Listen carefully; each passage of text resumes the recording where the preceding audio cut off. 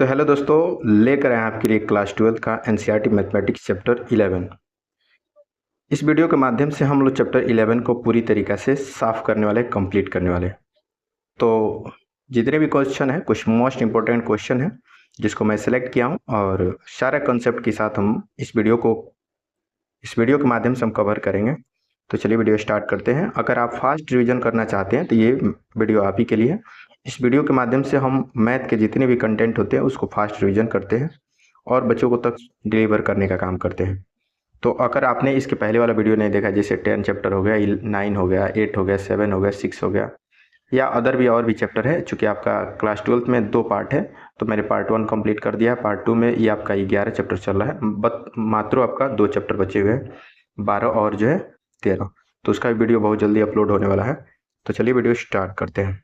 Chapter 11 है। Chapter 11 में हम जो है कुछ बेसिक जो है डिफाइन वर्ड है, इसको हम कंप्लीट सीख लेते हैं। अगर एक वेक्टर ए से जाने वाला कोई बिंदु ए से जाने वाला सदिश वेक्टर बी के समानांतर हो, अगर ए से जाने वाला बी के समांतर हो, तो ये जो है रेखा का समीकरण जो होता है वेक्टर आर बराबर वेक्टर ए प्लस एन वेक्टर बी होता है।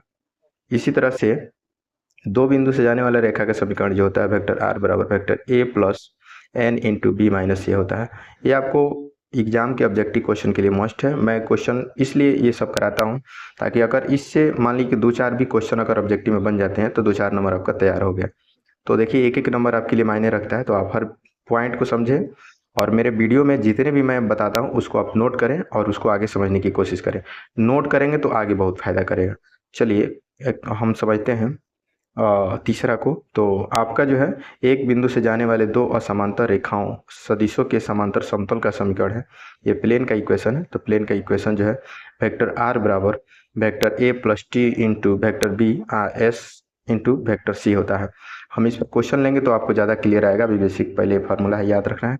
तीन बिंदु से जाने वाले समतल का समीकरण क्या होता है? तो तीन बिंदु से जाने वाले समतल का समीकरण जो होता है वेक्टर आर बराबर vector A plus t into B minus vector a s plus s into vector c minus vector a होता है। ये आपको समझने की ज़रूरत है। इसी तरह से चार बिंदु से जाने वाले समतल का समीकरण ये आपको देख सकते हैं कि ये आपका समतल का समीकरण जो होता है, समतलीय होने का प्रतिबंध है, माफ करिए गलती बोल दी, समतलीय होने का प्रतिबंध है वेक्टर ए plus lambda vector b plus mu vector c अब भी वेक्टर डी बराबर 0 होता है, जहां इसका मान हमेशा 0 के बराबर होता है।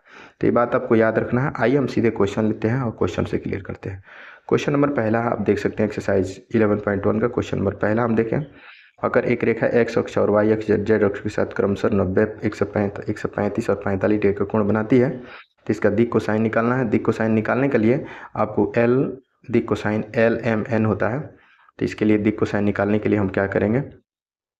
तो इसके लिए हम लोग जो है L बराबर cos 90 होता है। जब भी दिक् कोसाइन निकालना होता है तो उसके लिए हम लोग cos ही लेते हैं। मैं थोड़ा सा आपको एक्स्ट्रा ज्ञान दे देता हूँ कि इसके लिए जो है ना, अगर ये 3D है ना, ये 3D x y और z होता है और ये कोई लाइन है। अगर x अक्ष के साथ अगर कोई लाइन जो है x अक्ष के साथ अल्फा, y अक्ष के साथ बीटा और z अक्ष के साथ गामा कोण बनाती है, तो इसका दिक् कोसाइन जो होता है L cos अल्फा होता है, m बराबर cos बीटा होता है और n बराबर cos गामा होता है। ये आपको याद रखना है, ठीक है। तो इतना बात आपको समझने की ज़रूरत है। L बराबर cos यहाँ पे 90 हो जाएगा, cos 90 0 होता है। m बराबर cos 135 होता है। 135 का मान नहीं होता है तो 135 को आप चेंज कर सकते हैं। 180 माइनस 45, इसको घटाएंगे तो cos 180 minus theta, cos theta होता है cos 45 1/2 होता है। यहाँ पे मैंने निकाल दिया, माइनस में हो जाएगा। इसी तरह से अगर cos हम तीसरा निकालेंगे तो n बराबर cos 45, तो ये आपका 1/2 होता है। तो ये इस तरह से दिक् कोसाइन 0 माइनस 1/2 1/2 होता है। तो ये आपका जो है ये हो जाएगा दिक् कोसाइन। इसी तरह से एक रेखा की दिक् कोसाइन ज्ञात करें जो निर्देशांक अक्षों के साथ समान कोण बनाती है। तो समान कोण मान लीजिए कि ये निर्देशांक अक्षों के साथ समान कोण बनाती है, तो ये हम ले लेते हैं एक्स वाई और जेड, और ये अक्षों के साथ समान कोण अल्फा, ये भी अल्फा, समान कोण बोला है तो तीनों में सेम होगा। तो cos alpha cos beta beta का जॉल्प अल्फा और गामा का जॉल्प भी अल्फा रहेगा। L square plus m square plus n square ये 1 होता है। अब यहाँ पे एल एम एन का मान भर देंगे और 3 कॉस स्क्वायर अल्फा 1 होता है। यहाँ से कॉस अल्फा का मान निकाल लेंगे 1/√3 होता है। तो ये दिक कोसाइन आपका ये हो जाएगा। तो दिक कोसाइन ऐसे निकालते हैं, चूंकि कॉस अल्फा कितना है तो कॉस ये भी वही होगा, यही होगा, तीनों एक ही होगा। आइए हम समझते हैं तीसरा, इसका दिक अनुपात दिया तो इसका दिक कोसाइन कैसे निकालेंगे। तो दिक अनुपात के लिए आपका हो जाएगा तो रूट में A square plus B square plus C square. अब इसका आप ए बी सी का मान भर देंगे, इसका 22 आएगा। Cos alpha A by L होता है, मतलब ए स्क्वायर प्लस बी स्क्वायर। अब इसका मान आपने 22 निकाला, इसका मान -18 कटा देंगे, ये आ जाएगा कॉस बीटा, ये हो जाएगा। इसी तरह से बी के जगह -12 भर देंगे और ये ए स्क्वायर बी स्क्वायर 22 आया है, सॉल्व करेंगे तो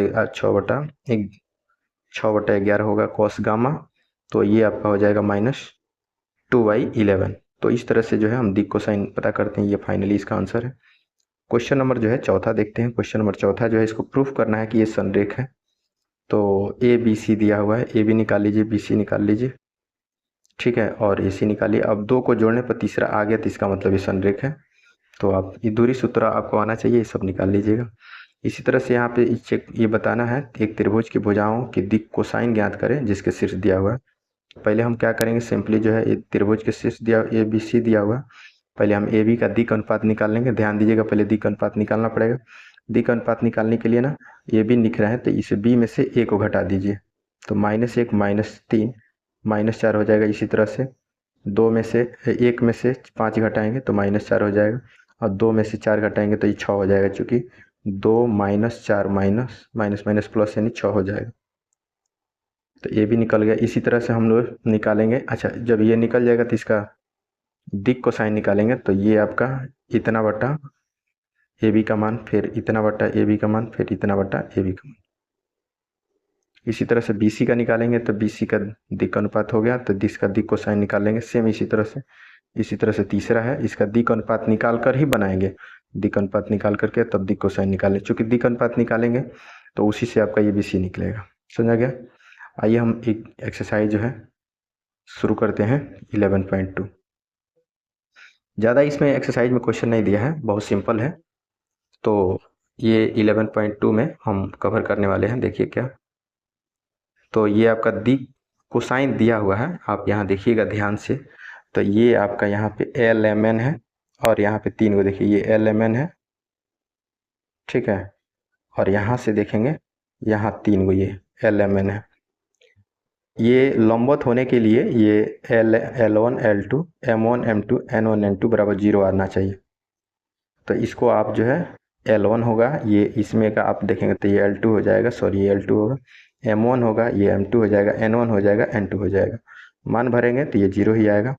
इसी तरह से फिर अब ये समझिए, ये L1 हो गया, ये L2 होगा, तो फिर ये L1 हो गया, ये L2 हो जाएगा, ये M1 हो जाएगा, ये M2 हो जाएगा, N1 हो जाएगा, N2 हो जाएगा, सॉरी N2 हो जाएगा। तो उसके भी निकालेंगे तो 0 ही हो जाएगा, सब मान भर देंगे ये वाला फार्मूला से। इसी तरह से एक बार इसके फर्स्ट वाला एक बार लास्ट वाला, तो फिर ये L1 समझेंगे, ये L2 समझेंगे, ये M1 M2 N1 N2। तो इस केस में भी 0 आ रहा है। कुल मिलाकर हम कह सकते हैं कि इस प्रकार रेखाएं क्या होगी, परस्पर लंबवत होगी। आइए हम देखते हैं कि बिंदु इतना से जाने वाले और बिंदु इससे के लंब रेखा का समीकरण निकालना, सॉरी दर्शाना है कि ये लंब है। तो इसके लिए थोड़ा नीचे साउंड हो रहा है, गाना वो लोग बजा रहे हैं, थोड़ा दिक्कत हो रहा है, ठीक है। समाज में कई प्रकार के लोग हैं, बहुत दिक्कत है। तो यहाँ से कहने पर मन में न करेगा सब। इसी तरह से हम जो है यहाँ ए इसको बी मान लेंगे, इसी तरह से ए है और इसको सी मान लेंगे, इसको डी मानेंगे। अब आप यहाँ से दिक अनुपात निकालेंगे ए बी का और सी डी का। थोड़ा सा माफ़ करिएगा, साउंड ज़्यादा हो रहा है। तो हम ए बी का दिक अनुपात निकालेंगे, तो ए बी का दिक अनुपात निकालेंगे, अभी बताए हैं, इसमें से इसको घटा लेंगे, इसमें से इसको घटा लेंगे और इसमें से इसको घटा लेंगे, तो यहाँ से दिक अनुपात निकल जाएगा। फिर इसी तरह से सी डी का निकाल लेंगे, सी डी का दिक अनुपात भी ऐसे ही होगा। लंब होने के लिए इसका दिक अनुपात A1 A2 B1 B2 C1 C2 0 होना चाहिए। अब आप जो है ए बी का दिक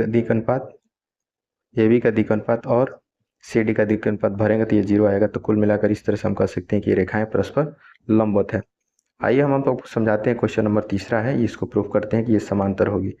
तो थोड़ा सा आप देखेंगे, ये भी ए मान लेंगे, बी मान लेंगे, यहाँ से सी और डी हो जाएगा।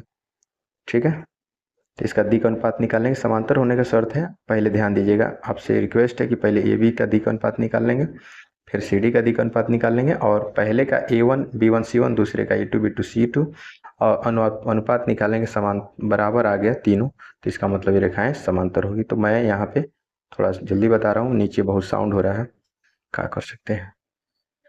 बिंदु इतना से जाने वाले और इससे रेखा का समीकरण निकालना है, तो इसको जो है आपको वेक्टर ए मान लेना है, और इससे जा रहा है तो वेक्टर बी।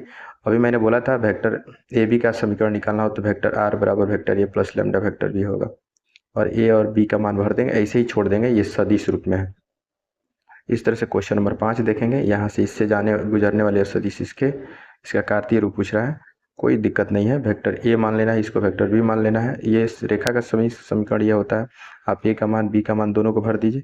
अब जो है ये आपका सदिश रूप होगा, बट कार्तीय रूप निकालना है। कार्तीय रूप निकालने के लिए हम जो है एक बिंदु लेंगे, बिंदु का ये पोजीशन वेक्टर ये होता है x1 y1 z1। अब जो है इसको इससे इक्वेट कर देंगे। ठीक है, तो अब x बराबर ये वाला हो जाएगा, फिर y वाला y बराबर, देखिए इसमें का y वाला ये वाला टर्म हो जाएगा, सॉरी ये सेकंड वाला हो जाएगा, और z वाला ये टर्म हो जाएगा, दोनों को एक साथ ले लेंगे। और यहाँ से जो अब हम जब निकालेंगे, इक्वेट करेंगे, तो लेम्डा का मान कुछ ये आ जाएगा। मैंने कहने का मतलब ये सॉल्व करेंगे। साउंड होने से मैं इसको डिटेल एक्सप्लेन नहीं कर पा रहा हूँ, इसके लिए माफ़ी चाहूँगा, तो आप इसको थोड़ा कर लीजिएगा। देखिए कार्तीय रूप का मतलब है कि उसमें वेक्टर नहीं दिखना चाहिए, और सदिश रूप का मतलब है कि उसमें वेक्टर आपको दिखना चाहिए। तो आइए क्वेश्चन नंबर 6 देखते हैं। अब बहुत जल्दी ही हम ये कंप्लीट करने वाले हैं। तो क्वेश्चन नंबर 6 है, क्वेश्चन नंबर 6 देख सकते हैं। ठीक है, क्वेश्चन नंबर 6 है, कार्तीय समीकरण ज्ञात करें जिसके लिए बिंदु ये है और इससे समांतर है। तो चलिए हम नेक्स्ट क्लास में जो है, नेक्स्ट वीडियो में हम आगे कंप्लीट करेंगे। उम्मीद करेंगे आपको समझ में आया होगा। बहुत ज़्यादा साउंड हो रहा है, मैं नहीं बता सकता हूँ, बहुत दिक्कत हो रहा है। मिलते हैं अगले वीडियो में, तब तक के लिए अपना ध्यान रखिए, ख्याल रखिएगा। आपको ये वीडियो कैसा लगा कमेंट करके ज़रूर बताइएगा। चैनल पहली बार है तो चैनल को ज़रूर सब्सक्राइब करिएगा। मैं ऐसे ही फास्ट दमदार वीडियो लेकर आते रहता हूँ। तब तक के लिए अपना ख्याल रखिए, धन्यवाद।